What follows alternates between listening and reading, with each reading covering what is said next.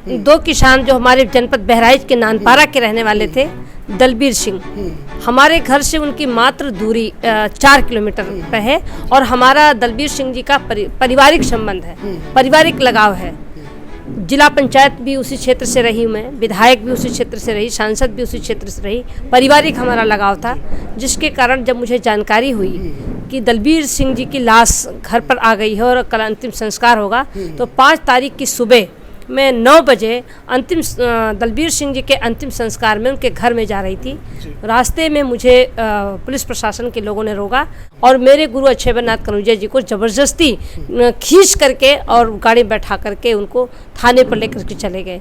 जिस पर मैंने पूछा कि हमारे गुरु अच्छेबरनाथ कनौजिया जी को कहाँ आप लेकर के गए हैं, तो मेरी बातों को अनसुनी करते हुए ज़बरदस्ती 8-10 कांस्टेबल सिपाहियों को लेकर के और मुझे ज़बरदस्ती गाड़ी पर बैठाने लगे। मेरे ऊपर थप्पड़ भी चलाया और बाल भी खींचा, मुझे उठा करके गाड़ी में फेंक दिया गया और गाड़ी में जब मुझे बैठाया मुझे मारा भी, गाड़ी में भी बैठाया। चूँकि महिला कांस्टेबल थी और दरोगा अनुराग प्रताप सिंह ने मेरे ऊपर मोबाइल जो मैं ली थी, जब मोबाइल से मैं बात करने लगी तो मेरे मोबाइल को ज़बरदस्ती उसने छीना झपटी में मेरे सीने पे भी चोट आई है। साथियों नमस्कार, मैं अच्छे लाल, आप देख रहे हैं जनजागरण।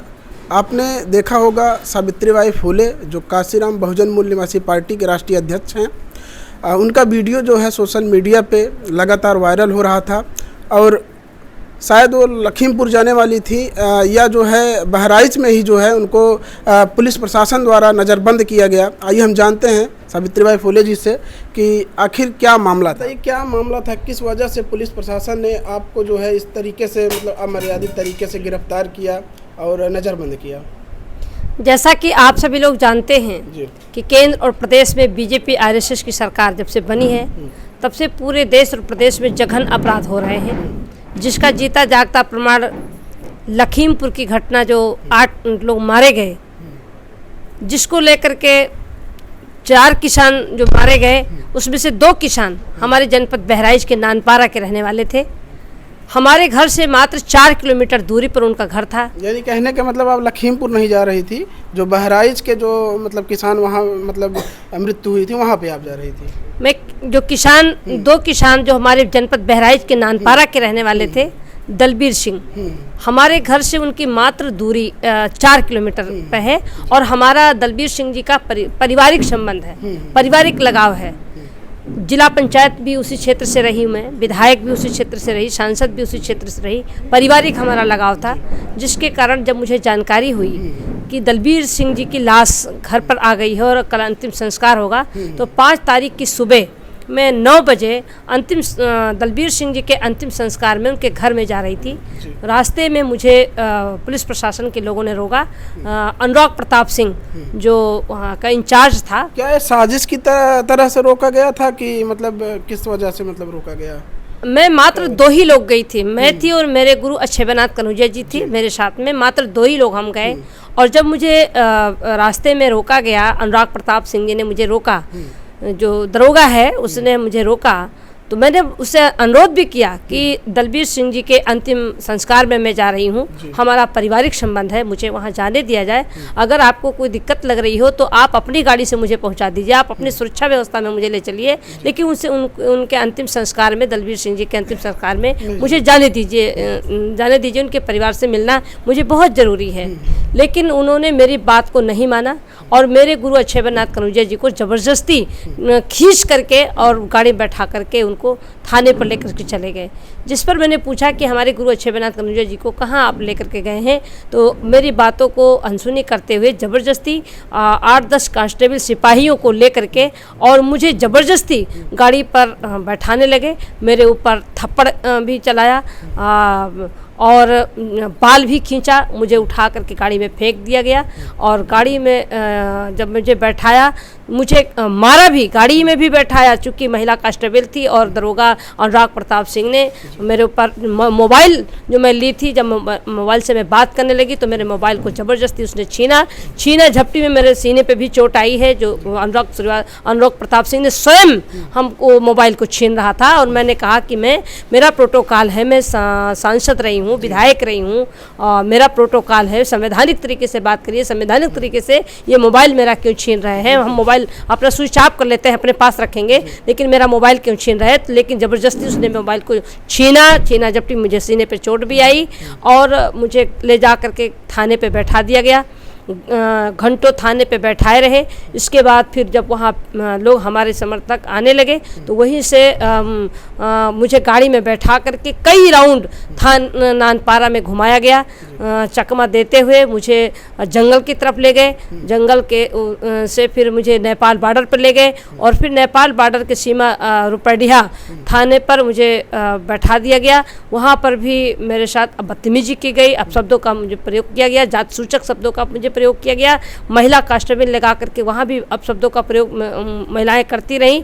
मैं बार बार कहती रही कि मैं एक अनुसूचित जाति की सांसद हूँ, महिला हूँ, सांसद रह चुकी हूँ और महिला हूँ, इस तरीके से भाषा आप क्यों बोल रहे हैं? तो उन्होंने कहा जिस संविधान की बात करती हो वो संविधान से नहीं चलेगा, बल्कि जो पुलिस का संविधान है, जो पुलिस चाहेगी वो हम करेंगे और बहुतों को हमने देख लिया है, तुमको भी हम निपटा देंगे। इस तरीके से मुझे धमकी भी दी गई, अपशब्दों का प्रयोग भी किया गया।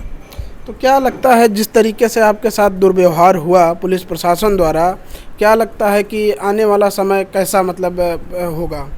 देखिए, बीजेपी आरएसएस की सरकार में ना तो महिला सुरक्षित है, ना किसान सुरक्षित है, ना गरीब सुरक्षित है, और सभी लोग अपने को असुरक्षित महसूस है। जब हमारा संविधान ही सुरक्षित नहीं है तो ये देश में राजतंत्र की तरह काम हो रहा है। जिस तरीके से योगी आदित्यनाथ की सरकार में पुलिस प्रशासन मनमानी कर रही है, जिला प्रशासन हो चाहे वो पुलिस प्रशासन हो, प्रशासन पूरी तरीके से मनमानी ढंग से लोगों का उत्पीड़न कर रही है, जघन अपराध हो रहे हैं। वो केवल एक घटना मेरे साथ नहीं, पूरे देश में घटना आप लोग को देखने को मिल रही है। हर पल घटनाएं हो रही हैं, हर समय घटनाएं हो रही हैं जिस पर अंकुश नहीं लग रहा है। तो इसे साफ लग रहा है कि हमारा देश में बीजेपी की सरकार में बिल्कुल हमारा बहुजन समाज सुरक्षित नहीं है, और अपने को असुरक्षित महसूस करते हुए जो लोग अपने हक की लड़ाई लड़ते हैं, हिफाजत की बात करते हैं, संविधान के तहत, कानून के तहत न्याय मांगने की बात करते हैं।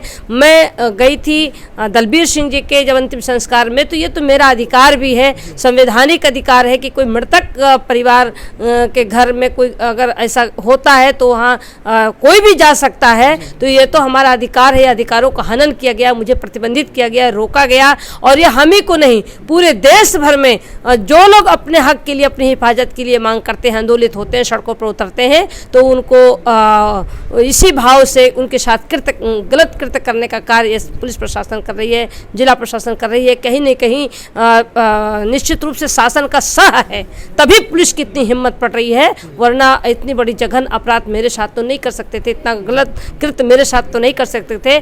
मैं सांसद रही हूँ, विधायक रही हूँ, मेरे साथ एक प्रोटोकॉल के होने के बावजूद भी आम महिला के साथ तो और कुछ कर सकते जी, आम महिलाओं के साथ क्या होता है? जब मैं सांसद, विधायक रही हूँ, जनप्रतिनिधि रही हूँ, 25 साल तक लगातार मैं पद पर रही हूँ, 3 बार मैं जिला पंचायत सदस्य रही हूँ, जब मेरे साथ इस तरीके से कृत्य कर सकते होंगे तो उन महिलाओं के साथ क्या होता है जो ग्रामीण अंचलों में, जो गरीब हैं, कमजोर हैं, लाचार हैं, बेसहारा हैं, बेरोजगार हैं, उनका परिवार कैसे चलता होगा? इस सरकार में हमारा समाज बिल्कुल सुरक्षित नहीं है।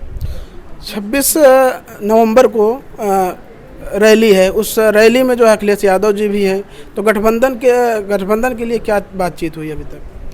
देखिए, 2022 में बीजेपी को सत्ता से बाहर करने के लिए मैं लगातार काम कर रही हूँ, पूरे उत्तर प्रदेश में काम कर रही हूँ, उत्तर प्रदेश के प्रत्येक जनपदों में काम कर रही हूँ। और ये कोई आज से नहीं, मैं 2014 में सांसद बनी। 2014 में सांसद बनने के बाद जब मुझे ये लगा कि बीजेपी आरएसएस की सरकार की नीति और नीयत को जब मैं समझ गई, जो कहती है वो नहीं करती, झूठ बोलती, समाज को गुमराह करती, समाज को धोखा करती, संविधान को ख़त्म करने के लिए, आरक्षण को ख़त्म करना चाहती है, आज़ादी, बहुजन की आज़ादी को ख़त्म करना चाहती, जब उनकी मानसिकता को मैंने समझा, और तभी से लगातार मैं बीजेपी का, मैं उनकी नीतियों का मैं विरोध कर रही हूँ। जो हमारे समाज को गुलाम बनाना चाहती है उसकी नीतियों का मैं विरोध कर रही हूँ। तभी से बीजेपी आरएसएस की सरकार निगाहों हमको उसी भाव से देख रही है, हमें नीचा दिखाने के लिए। लेकिन मैं इससे भयभीत होने वाली नहीं हूँ। मैं अपने समाज की लड़ाई लड़ने के लिए मैंने अपने सब कुछ त्याग कर चुकी हूँ। इसलिए 2022 के चुनाव में बीजेपी को सत्ता से बाहर करने के लिए मैं लगातार काम कर रही हूँ। और पूरे उत्तर प्रदेश के जो हमारे बहुजन समाज के नेता हैं, सभी नेताओं से मैं निवेदन कर रही हूँ कि अगर बीजेपी को सत्ता से बाहर करना है तो सबको एकजुट होना चाहिए, सबको एक मंच पर आना चाहिए। और जिस उद्देश्य से मैं काम भी कर रही हूँ, 26 नवंबर को संविधान दिवस को पर्व दिवस के रूप में हम लोग मना रहे हैं और 26 नवंबर संविधान दिवस पर भाजपा हटाओ संविधान बचाओ बहुजन महापंचायत का कार्यक्रम होगा। और उस कार्यक्रम में माननीय अखिलेश यादव जी उस मंच पर होंगे, बाबा साहब डॉक्टर भीमराव अंबेडकर जी का पौत्र माननीय प्रकाश अंबेडकर जी उस मंच पर होंगे,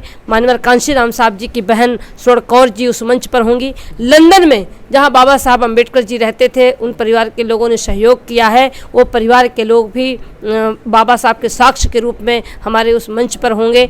नेपाल से भी जो हमारे बहुजन समाज से लोग काम कर रहे हैं, वहाँ से लोग हमारे लोग आएंगे। और पूरे उत्तर प्रदेश और पूरे भारत के जो हमारे बहुजन समाज की जो मूवमेंट को चलाने वाले लोग हैं, जो समाज का काम कर रहे हैं, समाज को जगाने का काम कर रहे हैं, बीजेपी को सत्ता से बाहर करने का काम कर रहे हैं, उन सभी नेताओं को मैंने बुलाया है। देश भर के लोग वो हम नेता हमारे मंच पर होंगे, हमारे कार्यक्रम में होंगे। संविधान दिवस एक पर्व दिवस के रूप में हम लोग मनाएंगे और उसी दिन सारे नेता को एकजुट करके, बहुजन समाज के नेताओं को मैं एकजुट करके, और उसी दिन से बिगुल फूंका जाएगा कि भाजपा हटाओ संविधान बचाओ को लेकर के पूरे उत्तर प्रदेश के प्रत्येक जनपदों में हम जाएंगे और 2022 में बीजेपी को सत्ता से बाहर करेंगे। उत्तर प्रदेश में हम सरकार बना करके और बहुजन समाज की सुरक्षा न्याय देने का काम हम लोग करेंगे।